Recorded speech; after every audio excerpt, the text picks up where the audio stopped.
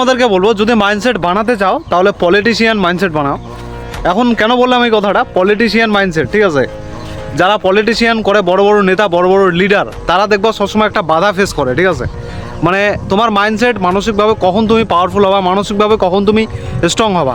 এখন দেখো, যত বাধা তোমার জীবনে আসবে, তুমি যত বাধা ফেস করবে তোমার লাইফে, সাপোজ অনেক কঠিন টাইপের বাধা, তুমি একটা ঝামেলা হয়ে গেল, একটা প্রবলেম তোমার সামনে আসলো, বড় বড় প্রবলেম, ঠিক আছে? ডেইলি যখন তুমি প্রবলেম সলভ করবা, তখন দেখবা তুমি মেন্টালি মানসিকভাবে অনেকটা স্ট্রং হয়ে যাবা, পাওয়ারফুল হয়ে যাবা, ঠিক আছে? তো মাইন্ডসেট যদি বানাতে হয় তো পলিটিশিয়ান মাইন্ডসেট বানাও।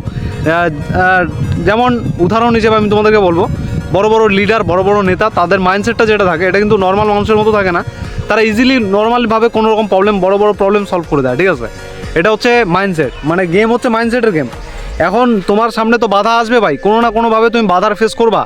জীবনে চলতে গেলে বাধা হাজারও আসবে। এখন তুমি বাধাগুলোকে কীভাবে তুমি সলভ করো, ঠিক আছে? অনেকে আছে বাধা থেকে ভয় পায়, অনেকে আছে সেই বাধা থেকে ভাই বাধা থেকে মানুষ ভয় পেয়ে কি লুকিয়ে থাকে, বাধাগুলোর সাথে ফেস করতে চায় না, ঠিক আছে?